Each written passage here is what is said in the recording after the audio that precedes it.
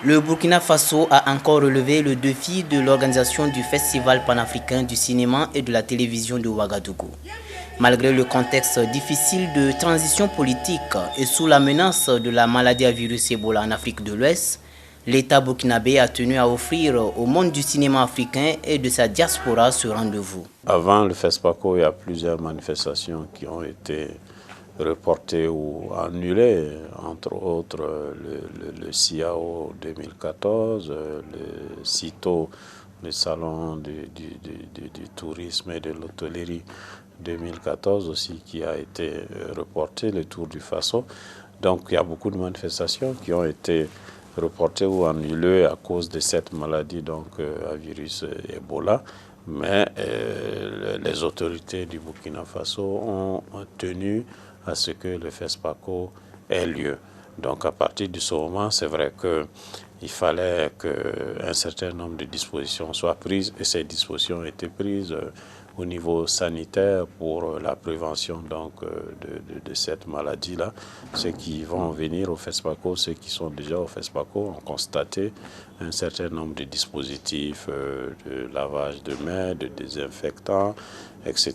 Et il y aura aussi des messages de prévention qui vont être diffusés.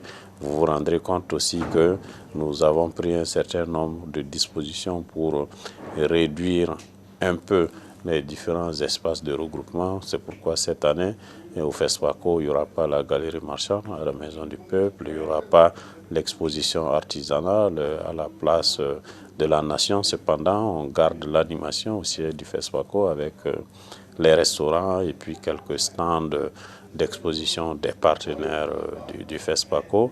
Et il y aura aussi les nuits musicales qui vont se dérouler donc, au siège du FESPACO.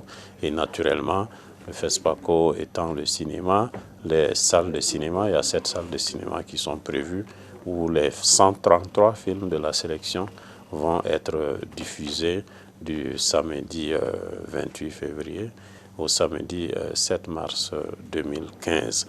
Il y a aussi le marché international du cinéma et de la télévision africain, le MICA, qui va se tenir cette année sur le site du CIAO, parce que nous ne pouvons pas disposer cette année de l'hôtel Azalaï. Ce n'est que partie remise, donc le MICA est allé un tout petit peu en périphérie, mais nous avons pris des dispositions. Il y a des navettes qui seront disponibles pour faciliter donc les déplacements des festivaliers entre les différents lieux et puis le site du CIAO où se tient donc le MICA. Donc je dois dire que d'aucuns ont dit que comme il n'y a pas la galerie marchande, est-ce que le FESPACO a perdu son aspect populaire? J'ai dit non. J'ai dit non parce que le FESPACO, dans son essence, est un festival populaire dans la mesure où les salles de cinéma où sont programmés les films de la sélection, ce sont des salles qui sont ouvertes au public, et à tel point que quelquefois les professionnels même se plaignent en disant bon, quand on va dans les salles, c'est la bousculade et tout, est-ce que vous ne pouvez pas organiser des séances destinées uniquement aux professionnels? On l'a fait. Il y a des séances qui vont se dérouler tous les jours à 8 h du matin et ces séances de 8 h du matin sont réservées exclusivement aux professionnels. Mais au-delà, après ces séances, tout ce qui se passe comme séance à partir de 11 h l'après-midi et la nuit, ce sont des séances vraiment ouvertes à tous les publics. Et il y a des espaces tels que l'espace du siège du FESPACO avec les animations musicales, les bars, restaurants, etc. Tous ces espaces-là vont permettre à la population de Ouagadougou, du Burkina et les peuples frères qui viennent d'autres pays de pouvoir communier ensemble autour du cinéma, autour de la culture simplement. Cet effort de l'État burkinabé est très apprécié par les acteurs du cinéma et de la culture africaine. C'est bien parti.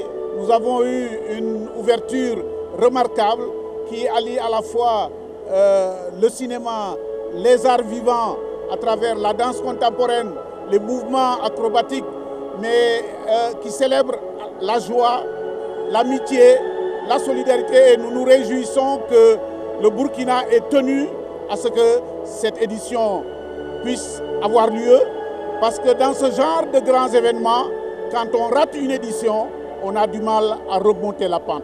Et je souhaite vraiment beaucoup de courage à l'équipe organisatrice et félicitations à l'ensemble du gouvernement et du peuple burkinabé pour cette remarquable 24e édition. L'ouverture s'est très bien passée, même si c'est moins grandiose que les autres fois. Je pense que mieux vaut faire une petite ouverture que de ne pas du tout en faire, parce qu'on ne croyait pas que le festival allait se tenir cette année.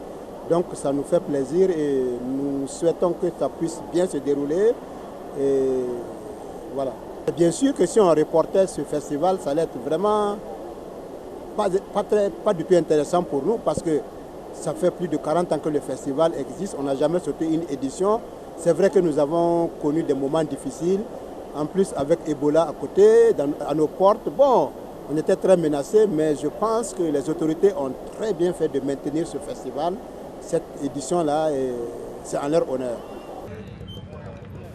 C'est en conseil de ministres du 7 janvier 2015 que l'État a donné quitus à la délégation générale du FESPACO pour l'organisation pratique de l'événement. Malgré un délai relativement court, les organisateurs ont mis les bouchées doubles pour tenir cette manifestation. Ce qui était un peu difficile, c'est le fait que la confirmation de la tenue du festival ne s'est pas faite assez tôt. Vous savez que c'est au Conseil des ministres du mercredi 7 janvier que la décision a été prise d'organiser le FESPACO dans les dates initialement prévues, du 28 février au 7 mars 2015. Donc ça laissait très peu de temps, il fallait mettre les bouchées doubles.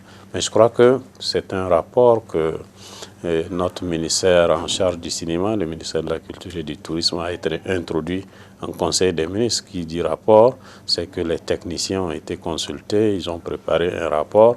Ça signifie que les techniciens que nous sommes avons donné toute l'assurance au gouvernement que techniquement nous sommes capables donc de mettre en œuvre dans ce délai-là la 24e édition du FESPACO, tant que l'État aussi pouvait honorer ses engagements en mettant à disposition le budget. Donc, nous avons pris l'engagement, nous avons pris les dispositions pour que ce FESPACO-là puisse se tenir dans les meilleures conditions. À cette 24e édition, le festival se tient avec quelques innovations, dont le relèvement de la valeur de l'enveloppe de l'étalon d'or de Yenenga. Le FESPACO, cette année, double le prix de l'étalon, qui va passer de 10 millions à 20 millions. Quoi qu'on dise, c'est un effort quand même qui est important, même si on ne peut pas dire que c'est une innovation majeure, mais c'est quand même un effort qui montre qu'il y a de l'intérêt pour ces films-là. Et il y a tout un travail qui est fait parallèlement pour des prix spéciaux, dont les montants ont également, pour la plupart, été relevés de façon substantielle. Vous avez des prix spéciaux qui vont à 10 millions, 15 millions, c'est pas mal pour un prix spécial. Un des aspects qui me paraît important, c'est vraiment la place qu'on a voulu donner cette année au marché du cinéma et de l'audiovisuel, du MICA. Vous savez que les cinéastes viennent à Ouaga non pas pour les aspects festifs seulement, mais c'est surtout parce qu'ils pensent que le FESPACO offre une plateforme de services qui sont des services importants pour eux.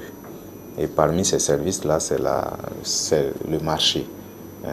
Être dans une situation où on peut vendre, où on peut acheter, où on peut discuter, où on peut ensemble concevoir un projet commun, développer des partenariats, échanger des idées.